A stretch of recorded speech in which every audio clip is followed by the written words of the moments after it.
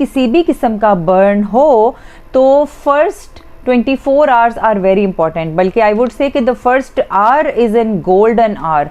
बहते पानी में रख दिया तो बर्न 50% डैमेज आपको कम करेगा। क्रीम्स में एंटी इन्फ्लेमेटरी क्रीम्स बहुत इंपॉर्टेंट है। Mild steroid is an Advantan cream और अक्यूटिवेट क्रीम। आपने एंटी एलर्जिक टेबलेट या सिरप का इस्तेमाल फौरी तौर पे करना है। अगर आपके बर्न वाले हिस्से पे इन्फेक्शन हुआ या नहीं हुआ तो भी आपने एंटीबायोटिक्स क्रीम फौरी तौर पे लगानी शुरू कर देनी है कि वहां पे इन्फेक्शन ना हो।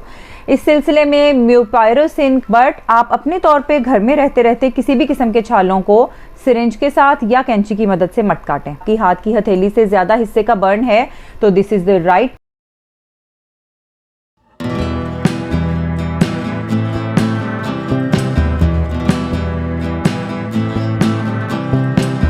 मैं यही सुनती थी कि अगर चाय गिर जाए स्किन के ऊपर या किसी भी किस्म का बर्न हो जाए आग से, हीट से, इस्त्री से, तवे से, तो फौरी तौर पे उसके ऊपर या तो टूथपेस्ट लगा लें या उसके ऊपर बर्फ़ लगा लें या उसके ऊपर पानी लगा लें। लेकिन बाद में ये भी बात मेरे सुनने में आई कि ये चीज़ें ना लगाएं, उससे छाला बन जाएगा, और अगर बहरहाल छाला बन भी गया तो उसे फाड़ दें, उसका पानी निकाल दें and blah blah blah.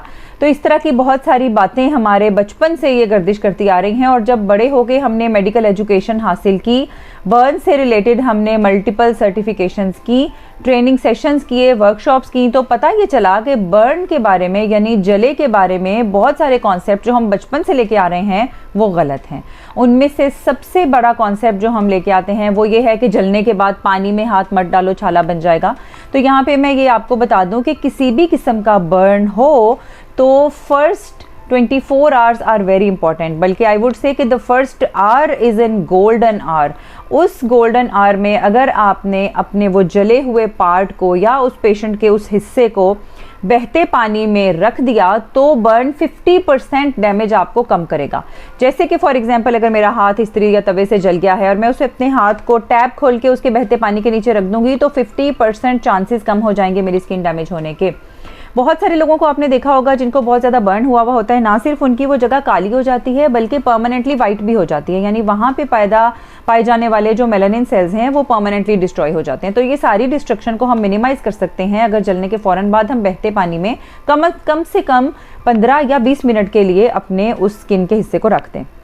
Toothpaste लगाना बर्न वाले हिस्से के ऊपर बिल्कुल नहीं लगाना चाहिए, बिकॉज ये एल्कलिनाइज्ड प्रोडक्ट्स होती हैं, इसके अंदर केमिकल्स हैं, इसके अंदर फ्लोराइड है और वो सारी चीज़ें हैं जो नहीं चाहते हम कि आपकी जली हुई स्किन के ऊपर लगें। आर्जी तौर पे चूंकि उसके अंदर मैंथॉल है तो वो आपको कूलिंग इफेक्ट देती है एंड आप ये समझते हैं कि प्रोबेबली मैंने बड़ा अच्छा काम किया और मेरी जलन कम हो रही है और ये अच्छा हो जाएगा, बट अल्टीमेटली वो अच्छा नहीं है। सो टूथपेस्ट अपनी स्किन के ऊपर बिल्कुल ना लगाएं जलने के बाद, रादर उसे बहते पानी में रखें।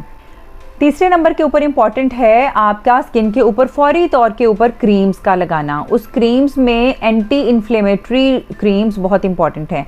अगर तो बर्न बहुत ही कम नोयत का है, सुपरफिशियल बर्न है, बहुत ज़्यादा गहराई में नहीं गया है, आपको लगता है कि बस थोड़ी देर के लिए कोई चीज़ लग गई और या गर्म पानी गिरा और ये गहराई में नहीं है, तो आप उसके ऊपर माइल्ड स्टीरॉयड भी लगा सकते हैं स्टार्ट में। Mild steroid is an Advantan cream और Cutivate cream. You can apply it for couple of hours और उससे आपकी जो इन्फ्लेमेशन है या सोजिश है, जैसे कि if something is set on fire, तो वो काफ़ी हद तक कम हो जाएगी। उसके अलावा आपने एंटी एलर्जिक टेबलेट या सिरप का इस्तेमाल फौरी तौर पे करना है ताकि वहाँ पे मौजूद सेल्स जो कि हिस्टामिन रिलीज़ कर रहे हैं और वो इन्फ्लेमेशन को बढ़ाने का बायस बन रहे हैं, वो प्रोसेस स्टार्ट ना हो और आपके बर्न की सोजिश जल्दी से कम हो जाए। आज की वीडियो में मैं आपको ये बताऊंगी कि औरतों में छाइयों का मर्ज ज़्यादा क्यों होता है, क्योंकि बहुत ज़्यादा बॉदरसम क्वेश्चन है और काफ़ी ख़वातीन इसको लेके परेशान रहती हैं। बहुत सारे क्वेश्चंस मुझे आते हैं तो मैंने सोचा क्यों ना इसके ऊपर एक वीडियो बना के आपके कॉन्सेप्ट्स क्लियर कर दिए जाएं। बेसिकली छाइयों का जो मर्ज़ है वो किसी को भी हो सकता है, मेल्स एंड फीमेल्स को, और हमारे पास दोनों किस्म के पेशेंट्स आते हैं, ख़वातीन भी और मर्द भी। Next is the importance of an antibiotic cream या ऑइंटमेंट।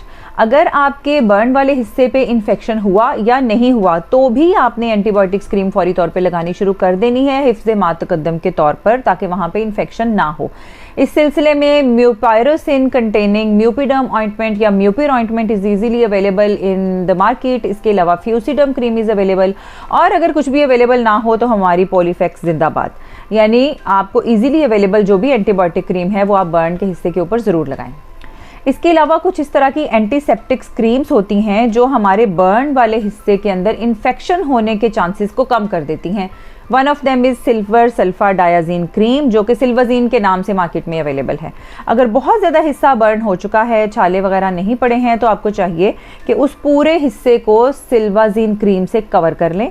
और अगर किसी जगह के ऊपर छाला बन गया है तो don't ever dare to puncture it.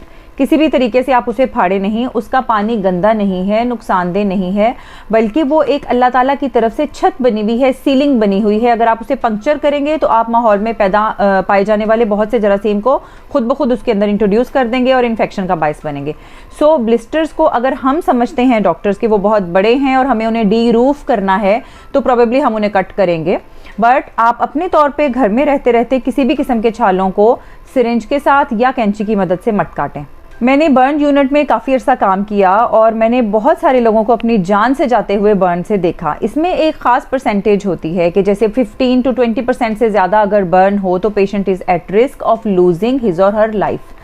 तो मैंने ये देखा कि ज़्यादातर लोगों की डेथ का बायस है उनको लेट अस्पताल लेकर आना। बर्न के पेशेंट्स को ज़्यादातर लोग देसी टोटकों के ज़रिए हल करने की कोशिश करते हैं, या हकीमों के पास लेकर जाते हैं, या जराहों के पास लेकर जाते हैं और पट्टियाँ करवाते हैं, और हॉस्पिटल में बहुत देर से लैंड करते हैं। हॉस्पिटल में देर से आने के बायस उनका वाटर इलेक्ट्रोलाइट बैलेंस बहुत हद तक ख़राब हो जाता है। स्किन से बहुत सारी वो चीज़ें लूज़ हो जाती हैं जिनको स्किन ने कवर करके रोका हुआ था, और अक्सर औकात बहुत ज़्यादा डिहाइड्रेटेड और बिल्कुल मेल नरिश्ड किस्म के पेशेंट अस्पताल में आते हैं, जिसके बाद उन्हें बचाना बहुत मुश्किल हो जाता है। एंड देन पेशेंट्स ये कहना शुरू कर देते हैं कि फ़लाँ मरीज़ तो बचा नहीं अस्पताल जाके, तो प्रॉबेबली मैं भी अपना मरीज़ वहाँ लेकर नहीं जाऊँगा क्योंकि फ़लाँ पेशेंट बर्न के बाद उस अस्पताल में जाके नहीं बचा था। तो अगर आप उस पेशेंट को सही टाइम पर अस्पताल लेकर ही नहीं आए तो अस्पताल वाले उसको कैसे बचा सकते हैं। सो बर्न के पेशेंट को लाइट मत लें। ये लोग अनस्टेबल होने में बहुत कम टाइम लगाते हैं। बहुत सारे ऐसे पेशेंट्स हम देखते थे वार्ड में जो आज बिल्कुल स्टेबल हैं, बातें कर रहे हैं, बिल्कुल ठीक ठाक है। Next morning when we come for round and we get to know that the patient is no मोर।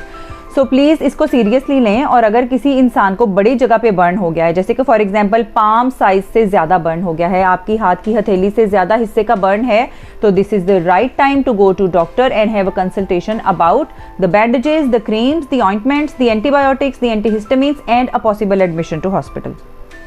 तो वैसे ब्लीचिंग क्रीम्स के इस्तेमाल से आपको कोई परमानेंट बेनिफिट्स नहीं है। आप रेगुलर सनब्लॉक लगाएं तो ब्लीचिंग क्रीम के लगातार इस्तेमाल से या ज़्यादा इस्तेमाल से आपकी स्किन बहुत ज़्यादा वल्नरेबल हो जाती है।